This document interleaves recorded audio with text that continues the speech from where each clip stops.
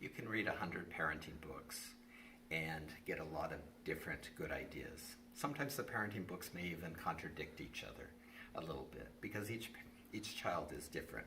So part of parenting is a little bit of experimentation. However, I have found that there are 3 basic parenting rules that if used will have a lot of success.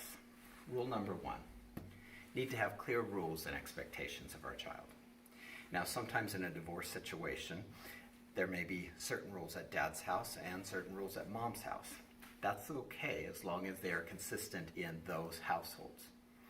And the rules need to be understandable and clear.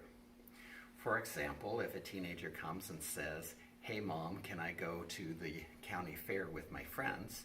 And mom says, "Okay, but don't be gone too long."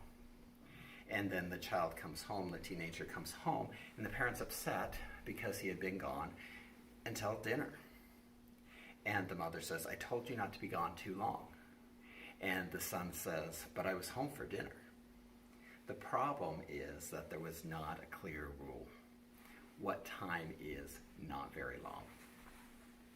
After you have the clear rules, you need to have clear consequences. Rules without consequences are rarely followed. So, for example, I can remember as a child that my mother would be frustrated with me and my siblings taking off our shoes and leaving them all over the living room. I came from a large family, so there was a lot of shoes. One day, my mother announced that the new rule and consequence was if she found our shoes in the living room, she would take them and we would have to do a chore to get them back. Well, that was a problem when my friend came over and knocked on the door and said, "Hey, my dad's taking us swimming, you want to go?" I said, "Ooh, that would be fun." So I asked my mom, "Can I go?" She said, "Sure." I said, "Where are my shoes?" She said, "Where did you leave them?" Then I had to do a chore. Wasn't very fun when my friend took off swimming because he didn't want to wait for me doing my chore. It changed behavior. Consequences also need to fit the crime, so to speak. Don't use the same consequence all the time. Don't always take that electronic device away or always ground them.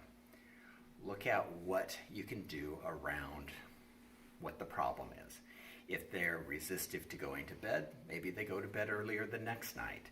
If they're refusing to eat their dinner, make sure that they don't have treats later on in the evening.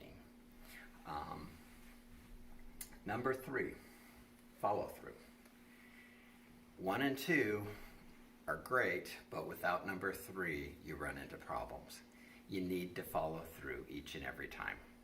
If there is a consequence and a rule, you need to follow through. Otherwise, your child will get frustrated and angry because last time you didn't say anything while they were bouncing on the bed, but now they got the consequence. So make sure that you follow through. Thank you.